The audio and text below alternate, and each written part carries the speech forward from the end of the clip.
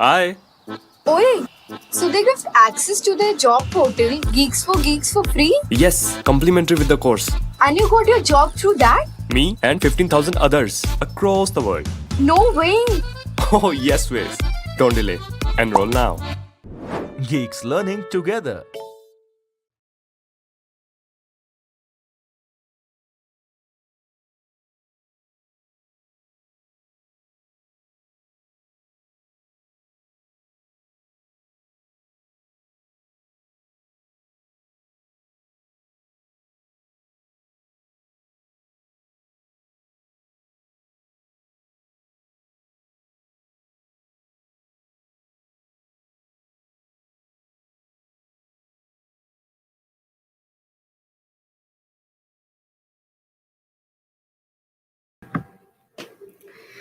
Hello, everybody. A very good evening to you all. This is Aishwarya from Geeks for Geeks, and I'll be the host for today's webinar, which is one of our webinars from our recently launched series that is live mock interviews.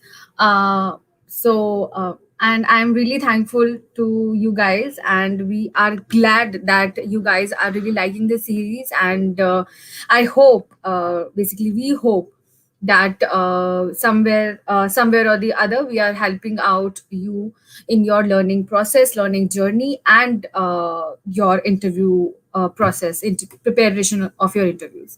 So before moving forward, I just want to understand that if I'm audible or not. And yes, hi Lakshman, hi Satyajit.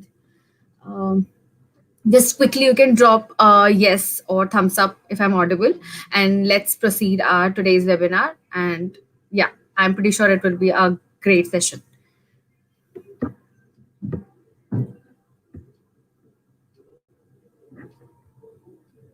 Okay, thank you everybody. Thank you Abhinav, thank you Harsh, thank you Sachin, thank you Akash. So yeah, I hope that you all are doing fine and keeping yourself safe as well, wearing mask and all the precautions, because the time is not really good. But we can make some other parts of your life better. That is your learning journey, and for that we are here with today's session. And for today's session, we have Mr. Piyush Khandelwal as our interviewer, and we have Mr. Maharshi as the candidate. He's a third year student, BTech student. And so, yes, I'll just quickly add them to the stream, and let's begin with our live mock interview session number 5.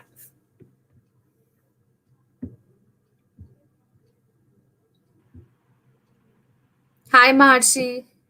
Hello, ma'am. Good evening. How are you? Good evening. I'm good. How about you? Yes, I'm fine. Let's quickly add Pusar as well to the stream. Hi, Hello, Pusar. Aishwarya. Good evening. Very Hello. good How are evening. you? I'm good. I'm good. Okay. So this is Maharshi. Maharshi, this is Pusar. He'll be the interviewer for today. And without wasting any second, I think that we should start with the session. So, firstly, we need some tips from you about how one should go for the interview before, basically, Maharshi, that he shouldn't feel nervous about the interview and all. Yeah, actually, I always give you one thing. I've already told this thing in another the previous session also, that you don't have to worry about the selection and rejection process. Just think of a healthy discussion with the someone who is sitting in front of you. So try to make it healthy. Try to make it be like, if you have some queries, try to get them resolved then and there only. If you don't get the question at once, try to ask them twice, thrice, until unless you get it correctly before starting with the solution. So don't think about selection and rejection for those 30, 40, 30, 35 minutes, right? And I promise you, after that, you will have that offer letter if you'll follow the strategy. You will end up with a good interview. Thank you so much, sir. I hope, Marshi, now it's better after these words. So let's take up this webinar session forward. And the room is yours, Piyush sir and Maharshi. Sir, all it's on to you. I am just going to on the back end, and let's begin with the session. Thank you, Aishwarya. All the best, Maharshi. Thank you, ma'am. Hi, Maharshi. Hello, sir. So I actually didn't get the time to go through your resume. Aishwarya forwarded me, but I was not able to go through it. So it would be great if you can just brief me a technical introduction of your. So, hello, sir. My name is Maharshi Chawda. I am currently doing my BTech in Electronics and Communication Engineering. I am currently in my third year. So, thanks to lockdown, I explored the other branch of the technical field and I started learning data structures and algorithms. And then I started getting interest in it. And afterwards, I was introduced to competitive programming, and I am doing it for 2-3 months now. And I am getting excited by solving the problems of the competitive. Okay, that's great. That's great. So you have started competitive programming, or you are doing it right regularly? You just started. You have So just started it. from yeah, yeah, I have just started it from 1-2 months. But yeah. Okay, that's great. So, do you think that data structure is important for competitive programming? Yeah, obviously data structures Good and knowledge. algorithms are very, yeah. So in-depth knowledge of that is very much required because in competitive programming you have to solve the problem and that too with speed. So if you are having data structures knowledge, you can solve the problem, but you won't be that. Uh, if you are having that, you will be able to solve the problem, but it won't be with speed. That's why we use STL and that in competitive programming. So, That's why I use data structure. how did you manage, like, because your branch is electronics, right? You have not studied the data structure. I think that you have not go through the data structure part very thoroughly. So how you develop your interest in competitive programming? So actually, in our college, we are having one minor field. Like we can take a minor degree as well. So I took CSE as my minor degree, and in that college offers a course called Okay. DSA, and I took that. And from that, I started. Okay, I enjoyed somewhat concepts over there. And when I came back in lockdown, I had a lot of time, so I explored it more. Okay, that's fine, because it is very difficult for asking electronic student, right? Because they have not gone through those data structures part, right? So that is very important to know whether you have done the data structures or not before entering those competitive programming. If you have done that course, then it's fine. So, just a basic question, Maharshi. If you need to maintain a record of all the students of your university, right? Okay. Which data structure will you prefer? I think we can use hash map for that. Like I don't know how you want to store the record, but if you want to store a roll number and you can get all the records, all the information of the student, then you can have a hash map, or rather you can have one class created for a student and store it in a vector or an array. So, so this is for one student you're talking about, right? Creating a class for one student. But when Yeah, I and have several students with me, how will I store those several students? we can have Like a suppose I have 100. array of that particular data variable that we created. Okay, so you would be creating array, because Yeah. what happens is when you are creating array, right? So there are students that may come, or there are students that may leave the university. Yes. You're getting So this? for that, So yeah, so insertion and deletion, like you need to update that record also by inserting those inserting certain new records and deleting certain old records. yeah. So how will you do it? Like, don't you think you So should be considering some other data structure for that? yeah, so for that, one thing we can do is that we can have the dynamic allocation of the memory, and for that, for C++, we are having a data structure called vector, and in that vector we can insert it in O of one time. But if we are inserting at the end, then it Yes. is O of one time, and if we want to delete it, then it is O of n. Like if you want to delete a person rather from first or from anywhere in the vector, then it can take O of n time. And if you want to insert anywhere you want, then also it will take O of n time for So it insertion. is same. It is same as array, right? Yeah, but it is like in array you are defining certain memory at first itself. Like you can store it dynamically, but in vector you can store it Okay. dynamic memory. Like if you have defined a vector of two, but This if the third person, dynamic memory, yeah, sorry, sir. I got it. This dynamic memory problem will be solved, right? Later it could be extended or shrinked, Hmm. right? But the thing is, every insertion or updation will take a big O of n time. Yes. Can I reduce this? Can I use some other data structure which can reduce this? Okay. So if you want, we can use a particularly set data structure. uh, in set data structure, if you are inserting, it will take log of n time, and if you are deleting, it will take an log of n time. If it is an ordered set, Okay. About linked list, have you heard? uh, yeah, I have heard about linked list. Yes, we can So what use is linked list. insertion? What is the complexity of insertion in a linked list and deletion in a linked list from the middle? Okay, okay, from the middle, it will take insertion will take. First, we need to reach at that node, and then we have to insert. So it will take O of n time. And for deletion, also we need to reach at that node, and then we have to delete, so it will also take O of n time. Okay.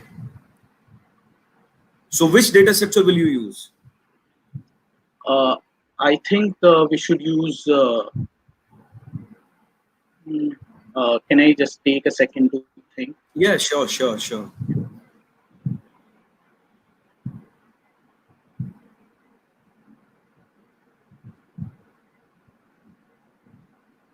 I think we can use set data structure for this, like, Set. yeah. Okay. So do you know how sets are implemented? What data structure do they use internally? uh, yeah, actually they use I guess self balancing tree or something. uh, I guess red black tree or EVL tree. I'm not sure. I read it when I learned, but if it is an ordered set, it use self-balancing trees. I guess that use a tree kind of Okay, data that's structure. fine. So you might have heard of different sorting algorithms also when you were solving, like studying data structures. Yeah. Which one is the best sorting algorithm? So best sorting algorithm, according to me, is there are two sorting algorithms. First is merge sort, and another is quick sort. So they both gives a time complexity of n log n. So I guess they are most efficient algorithms in terms of sorting. Okay. Do you know the uh, worst case complexity of quicksort algorithm? It is like n square, but average time So, complexity turns out to be n log n. and what is the worst case time complexity of merge sort? Yeah, it is n log n itself, but it uses extra space. Merge sort uses extra space. Can't it be Yes. done on the same place? Can't it be in place sorting only? No, sir. Merge sort, I guess it cannot be. But still, can I want to think for 1 second whether it can be done or not. Uh,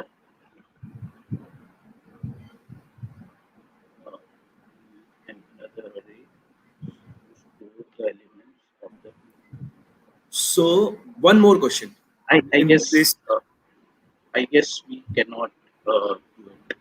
I don't know, but okay, according to me, we that's can. okay. That's okay. Okay. One more question in this sorting thing only.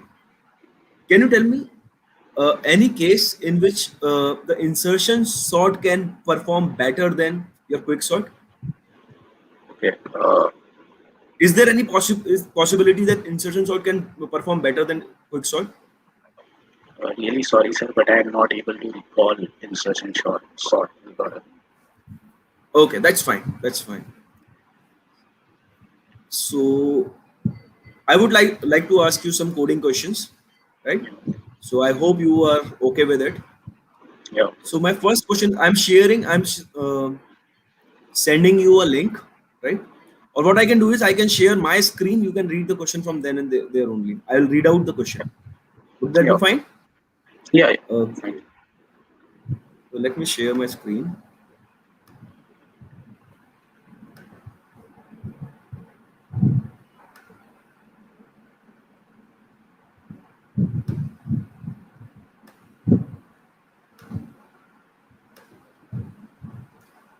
Can you see the question?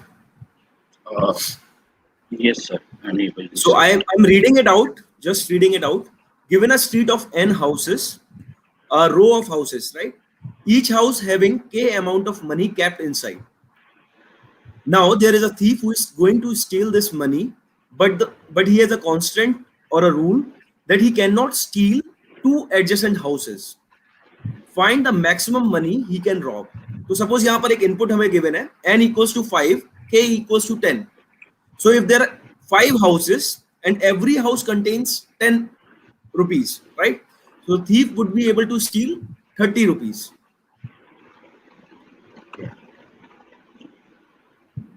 So one minute. Let me read it. Each house Can I is stop? having.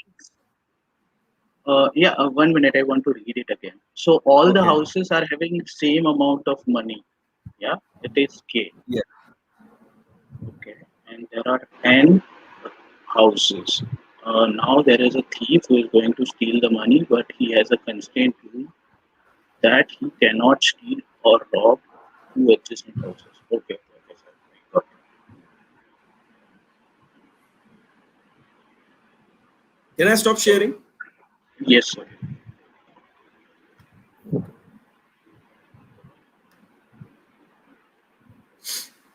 Did you got the question? Yeah, I got the question. Okay. So according to me, that the only one constraint is that a robber cannot steal the two adjacent houses. Yes, sir. Yes. Yes. Okay. So according to me, he can. So one thing we can do is that let us try for the greedy approach first. That whether it is possible or not. So what he does is that he takes the money from one house, leaves the next house, and again takes the money from the immediate house which is there after the next house of that, to next house. Then again he takes the money from that house and he takes the money from next to next house. So he can do that, but will it work or not? So let us consider that we are considering the local optimum to be that if I am at a house, let's say house at zeroth index, then I'm taking it and then I'm leaving the next house. So while leaving the next house, am I missing anything which can be uh, which can give me more amount than the previous house or the rest of the house? So according to me, it's no, because all the houses are having same amount of money. So we Okay. can actually leave that house and move on to the next house. And again, if we are able to move on to the next house, we can say that our current optimum will able to lead us to the global optimum. And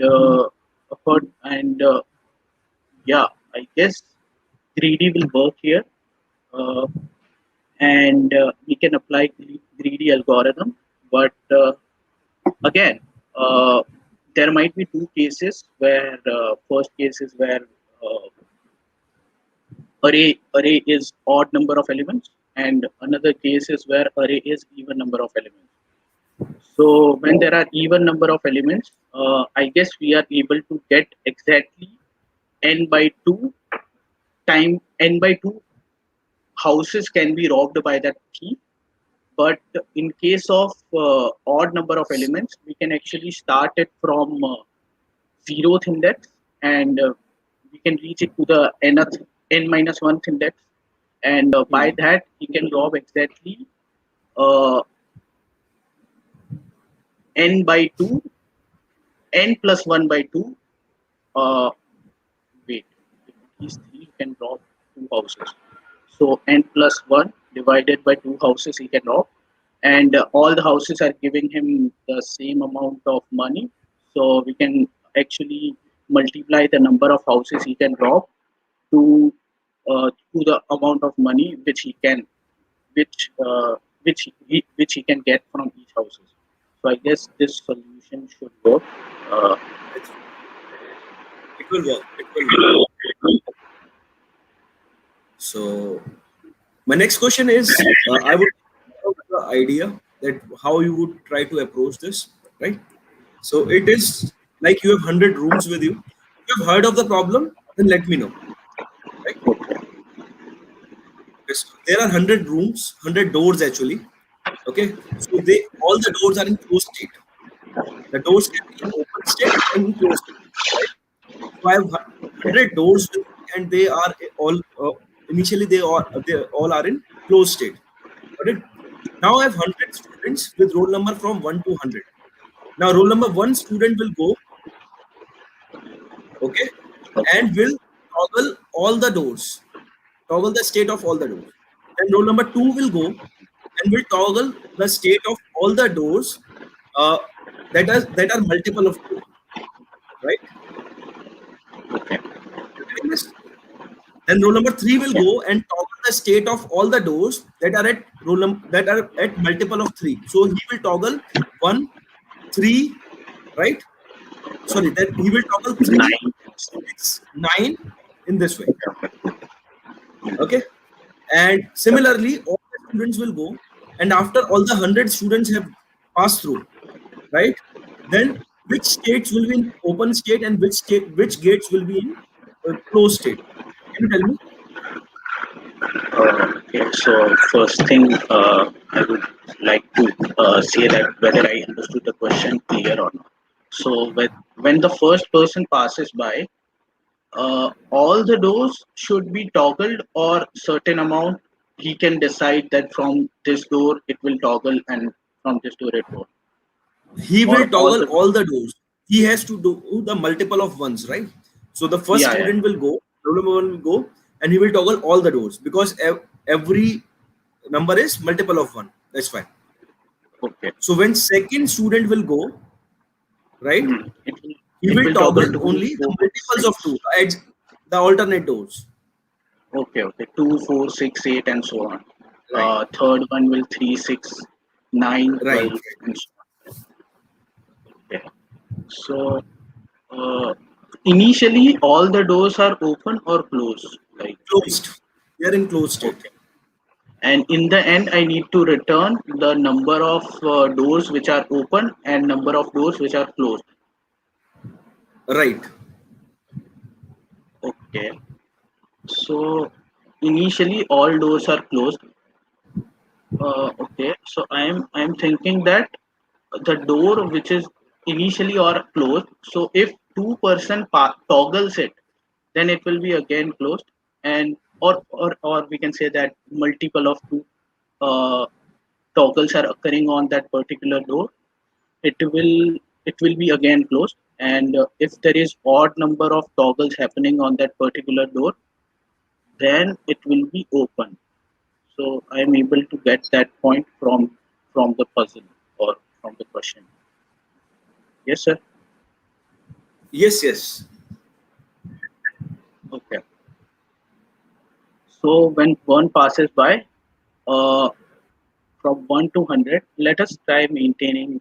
I'm thinking like let us maintain an array, which will say how many times a door has been toggled. So Okay. for one, let us have for consider one, and it will add 1 to all the multiples of the current number 1. So that means add 1 to all the doors which are numbered from 1 to 100. Okay. Okay. And then comes the turn of 2. So what 2 will do, it will start from 2 and it will toggle all the doors which are multiple of 2. That is 2, 4, 2, 4, 6, 8 and so on. And again we'll go for 3. It will toggle all the doors which are multiple of 3 starting from 3. And we'll do the same thing for all the 100 students. And after that we have an vector array of whatever array number of toggles. And what we can do is that we can take mod of 2 for that entire array. And if the value of that particular index on the array is 0, it means that even number of toggles has been caused on that door. That means it initially it was closed, so even number, that means it will be closed in the end. And if there is odd number or else 1 on the vector after taking mod with 2. Maharshi, I would like to interrupt you. Would you be able to write the code for this? Yeah, I can try. Yeah. So it would be great if you can share your screen and write the simple function which is doing this code. Okay. Yeah, sure.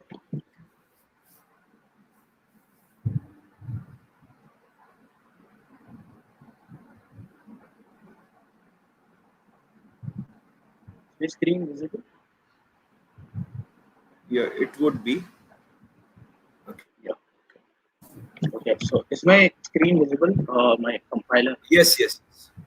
Okay. So let us create one function that let us just have it void.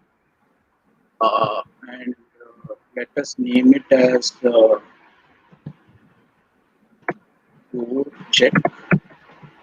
And after that, we are having, is that a fixed number n, that is 100? Let us take it n. It could be anything. We are giving it Okay. 100. Anything. Okay. So this is n, that means number of doors which exist, and the number of students are also n are doors, and number of students are also equal to the number of doors.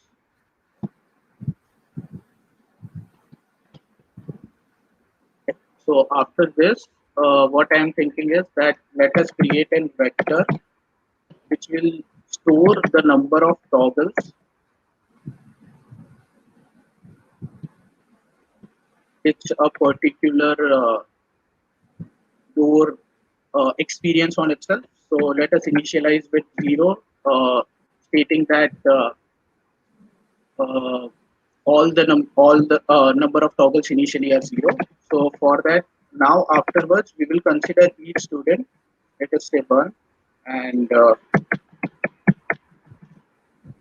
this will say the number that first student, second student, and so on. This is the loop for that. And afterwards, we are going to see all. Now we will toggle all the doors which are multiple of 1. So we will start with 1 itself, and then we will go on till n. Let us consider 1 based indexing here. It will be simpler. That's why. And okay. So now okay, and for each j is equal to j plus I. This will give us all the multiples of that particular student, and then we will simply increase the toggles by toggle of that particular door by 1, and this increases it. And afterwards, now we know that how many toggles a particular door has experienced, and if it is even number of toggles, then we can say that okay, that door is closed, and if it is odd number of toggles, we can say that that door is open. So for that, we will again iterate through. Okay, just give me. instead of toggling those, counting the number of toggles, if you simply convert 0 to 1 and 1 to 0, right? Yeah, Just put yeah, the toggle. yeah. So you don't have to So traverse it again, right? yeah. We can do that. Like we can number of toggles is equal to. Oh, sorry.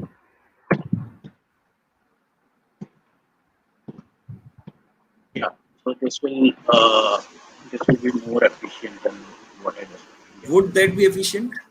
Yeah. Obviously, it will be more efficient. It won't decrease the time complexity according to me, but it will be more efficient. If I simply write number of toggles j equals to not of number of toggles of j,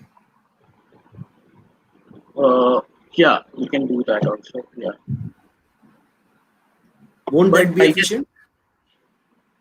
I don't. Yeah, it will be even what I am doing is in O of one time, and what you said we can do that. It will decrease the lines of code, but I I don't don't need to. think. I don't need to increase it, right? Why do I need to first increment, then perform what two operations? You're performing two operations. Yes. So instead Yeah, of if it is 1, it would be 0. So please replace this if you agree with me. yeah. Obviously, we Number can of do toggles j equals to not number of one toggles. minus. Yeah, it will be the same. You said XOR, right? Or not? Yeah, we can do anything. Not.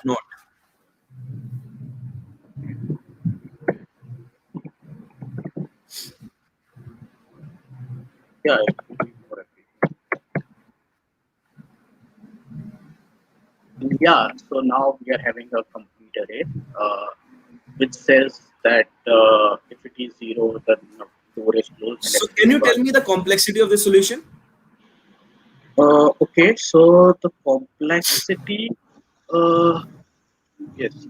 So it is O of n multiplied by some inner loop, and I don't know what this is. Like, it runs for n times initially.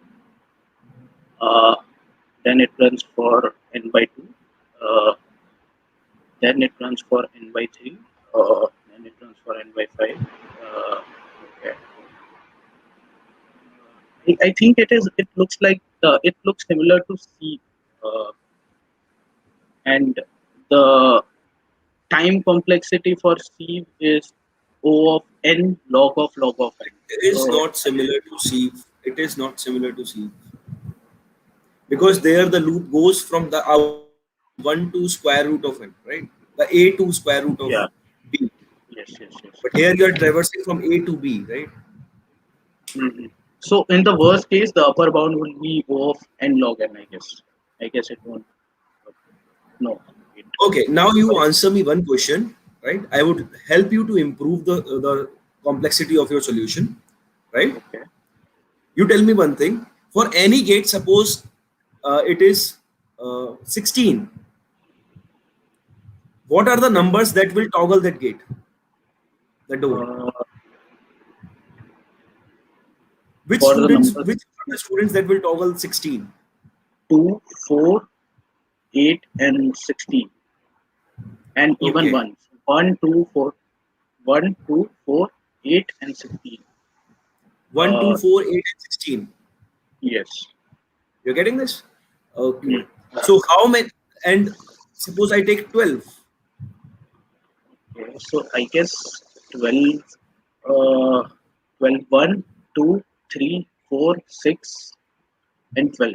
So I guess, is that the number of factors? I don't know. You getting this thing? Yeah. So I guess they are the number of factors. Like, I don't know. Let me check for one more thing. Let us consider 18. So 18 will be toggled by 1, 2, 3, 6, 7, 9. Okay. Yeah. So, okay. Is 9 this and correct, sir? 18. 9 and 18 will Yeah. be there. 18. Okay. So how many students will toggle 18? Yeah. 1, 2, 3, 4, 5, 6. Yeah. So it will be closed. Yes. 6. So that is equal to the number of factors or Okay. number as Take any number. You take, suppose 20. It is 20. How many students will toggle? 1, 2, 4, 5, 10, and 20. Yeah. So there are How many 6, numbers are there? 6 students are How there. many? So Again 6, right? yeah. Take any other number. Suppose take 80. Okay. So it will be, according to me, exactly the number of students toggling will be equal to number of factors it is having. This is Okay. lesser than And number of factors of any number always, right? sorry, sir, I was not able to go. Number of factors of any number always occurs in pair, right? So if 18 has a factor 1, Yeah. 2, then it will have a pair 9. If it have a 3, Okay. there will be a pair 6. Oh, okay, okay. I got it. Like, if it is a perfect square, uh, it will be having 5 number of, yeah. Oh, okay. So, as the factors always occur in pair, the number of factors for all the doors will be exactly all the doors will be even given it is not a perfect square, because for perfect square the number of factors are there is one factor that is square root of it, Repeated. which is not in pair. Yes. Okay. Okay. I hope you got it. Now, Yeah. what will be the solution? uh, we can just iterate through all the squares and name it as closed. So uh, Write the code. yeah, Write the now. yeah, Write the code. yeah. Okay, so we are going from 1 to n, and we can just go from 1 to n. And one thing is that it should be the square of that number should be lesser than the number of doors. And if it is Right. lesser than the number of doors, we can say that door is open. So this reduces the time complexity drastically to under root of n. Okay. Let me check once again. So I is starting from 1 to 1. Now checking I square is less than n, right? Mm, And yes. number of toggles j. Do you need this vector? Oh, sorry. Actually, uh, I Do you need yeah, this vector? it is needed to tell us whether the door is open or not. If you want the output in some other format, we can I have want it. number Like, of doors that are open, number of doors that are closed. okay, okay, okay. So we can just have it like this: that number of doors which are open. So num open tells us that number of doors which are open, and in number of doors tells the number of closed tells us that how many doors are closed. So whenever we are Okay. getting an whenever we are iterating through the square, it is the door which is open. So for that we will increment the open doors and we will decrement the doors which are closed. So oh sorry, here the number of initially the number of closed doors are n, and then we will decrement the doors which are closed. So this tells us that number of how many doors are open and how many doors are. Mercy, think of it Yes, once sir. again, what you're doing. Do I really need to update these variables, number of open and number of close? Uh, The final value of I think, will give me the number of doors open. yeah, yeah. Okay, so we can just have a loop inside. We can just have a loop.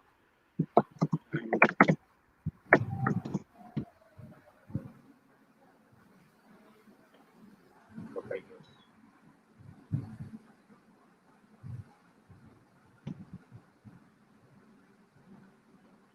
that's okay, Now, sir.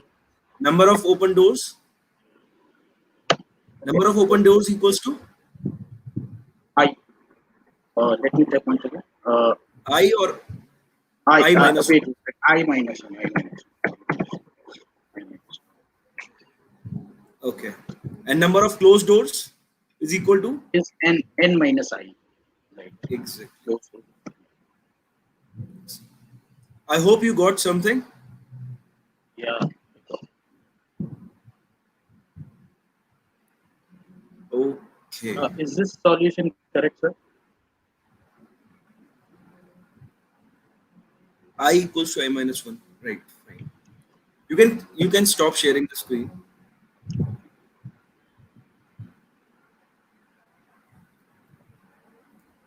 Okay. So that was from my side, Maharshi. Right? Would you like to ask any questions? Any question for One me? question. Yeah. One question for that last one. Like. Uh, uh, this thing also the interviewer noticed this kind of things as well. Like I use the two variables for number of doors which are open and number of doors which are closed, but it can be done in one variable as well. And but I use the two variables for that, and then at first I use the vector for that. So do actually Okay. interviewers Okay. notice this kind Actually, of things? I would love to answer this, Maharshi, because it's a very good question and will help many of students. Right? What happens is when you write a program, a simple program, it actually reflects your personality, right? How much code you are doing, how much practice you are doing. Your code reflects a coder's. The code reflects the coder's personality. Right? How much practice he has done,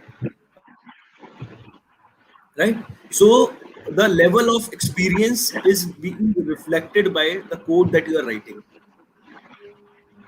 right? In companies, generally what we want the cleaner code. We don't care about the number of variables, right? You can use as many variables as you want. We don't want less number of lines. What we want is we want a cleaner code, because your code is shared among others, and it should be as clean as possible so that others can also read your code. The readability should be there, right? Code should function, but it should be readable as well, because there are multiple people who are collaborating in a team and multiple people working on the same code base. So there are certain regulations that needs to be followed when you are coding. You cannot just write, and you cannot even think put name a variable from your own, right? You need to follow a standard while naming the variables as well when you code in a company, right? But when you code for these competitive programmings, right, these spaces matters a lot, right? Your code might give correct answer, but if it would be better, it is always better if you can optimize the use of variables, use of extra spaces, right? So these are two different words that you will be catering two different times, right? You won't be into these two words at the same time. So now you are in competitive programming thing. That's why I'm suggesting you these things. If you would have been into company, right, then we would be suggesting you something else. The naming of variables, the cleanness of code, the readability of the code Okay. with the functionality. We would be focusing on those things, right? I hope I have answered your query.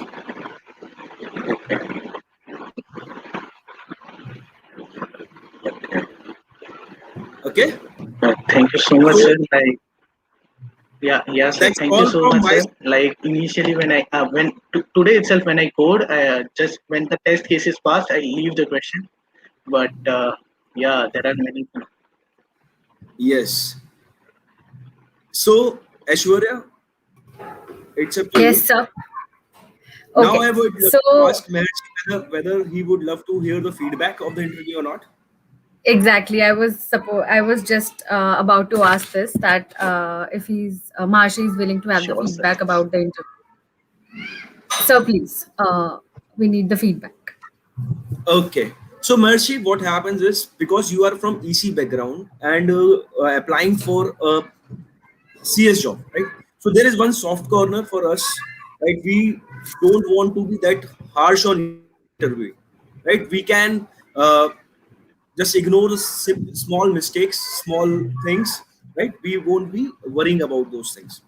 Because when I heard that you are from EC background, so that is first thing, right? And that happened when we were discussing about data structures thing. So there were certain points where you missed the things when you were talking about sorting algorithms, right? You were telling about the data structure that you would be using to maintain records, right? So I was trying to test your knowledge, that how much you have been into data structures, how much you have practically implemented them. So that is what I wanted to know before entering into, before giving you any problem statement, right? So that has to be improved, because you have the knowledge, but still there you need certain improvements, some certain deeper knowledge of data structures. Need to work on them. Okay. The first problem that I asked you, it was really good. From your side, you were able to reach the exact solution that I was looking for, and the optimal solution, but it was an easy level problem. So it was expected that you would be able to reach over there. Okay. Second problem that I ask you is generally a puzzle. It's not a coding question, but it actually checks whether you are able to figure out, like, it's not about, because the code that you have written would be able to solve that problem, right? Would have given me the correct solutions. But that is not what we expected. What we wanted is the optimized solution for it. So if you submit that code on any competitive platform, it would be rejected. It would give you TLE, because there were certain what we say mathematical concepts was involved in it.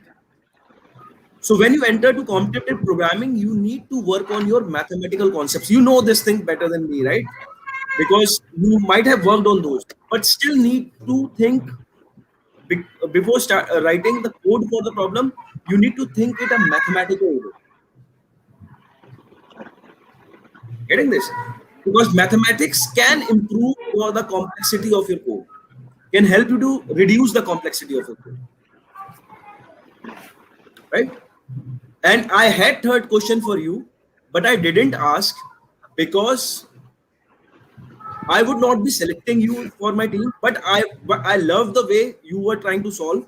So I would be giving you more time, and uh, come to me, or come to this interview thing after doing your preparation, right? I would be giving you one more chance for the preparation. That's why I didn't move ahead with the third question. I hope you got this Okay. much. Yes. Thank you so much, sir. It was So, very detailed feedback. okay. So now, Marshi, we want to know from your end that how was your experience of this live mock interview? So please go ahead with that. Yeah, it was really great experience. Like I learned a lot of things. Like firstly, whenever I solve a question, it is just like clearing the test cases and leave the question away. Not thinking that okay, whether I can decrease the number of variables or whether even more optimization is possible or not. But that is the main thing which I learned today. Thank you so much, sir, for that. And yeah, and even the feedback was very detailed. I will surely work upon that. Thank you so much, GFG, and thank you so much, sir. Thank you so much, Piyush, sir. Thanks, Maharshi. Thanks, Maharshi. Yeah. So, thank you, Piyush sir, and thank you, Maharshi, for taking out time from your schedules for this live mock interview. Special thanks to you, Piyush sir, for hosting and being here for mentoring us in the interview. And thank you so much, Maharshi, for accepting the invitation and being here with us. We know that this small initiatives are really helpful for other people who are watching the sessions. It becomes really helpful for other students also, those who are going through this phase, to make their schedule and make prepare their preparations according to other person's perspective as well, and also the interviewer's perspective as well. So thank you so much, sir and Maharshi, and it was a great session. Thank you.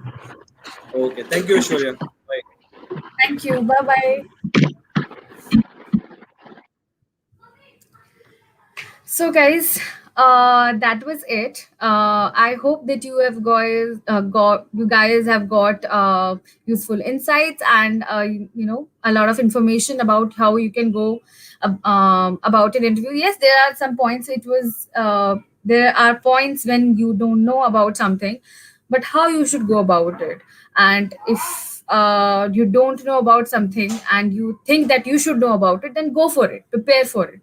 So this interview webinar series is majorly to let you guys know that okay, this kind of situation occurs or some other kind of situation occurs, and what could be done for that particular situation, where you guys should improve, where you should guys work. So yeah, this series is basically about that, and I hope that we are you know helping you guys out in that. We are trying our best. We also like your feedback on this theme. You can comment on this video and just share your feedback that what all you want to add in this video, and what all can be done with this particular webinar series, or you want us to start some other webinar series and you want some other learning details from our side, just shoot a feedback to us in the comment section, and yes, we will try our level best to provide you the same. Now, at the end of this session, again, I am back with the Geek Summer Carnival code, the offers, and everything. So, guys, it is 8th of April. And as I've already told you, the 10th of April is the last date to grab all those coupons that could be used in the GSC sale, and you can grab all your favorite courses and level up your learnings. So don't delay it. If you have not yet got those coupons, get those coupons. And I will tell you, I just want to tell you that there is a very crazy lineup planned for you guys for the GSC. You guys will be updated soon, so stay tuned on all our social media platforms, because Geek Summer Carnival is going to be really, really, fun and interesting. So there are contests, there are webinars, there are, much more things. So just stay tuned with us. Subscribe to our YouTube channel for all the webinar details, because there will be days when we'll be having 2 webinars a day. So yes, you guys have to be aware of those things. So yeah, don't forget to subscribe us on YouTube channel and also follow us on all social media platforms. So yeah, and do not forget to grab those coupons before 10th of April, because they are live and they are just available just till 10th of April, and there are a very few coupons left. So go and grab it, and till then just prepare well, study well, and keep yourself safe. Yeah, that's all about it. And yeah, so bye bye, take care, see you in another session of webinars, be it interview experience, be it some special webinar, or the live mock interview. Till then, tada, take care, bye.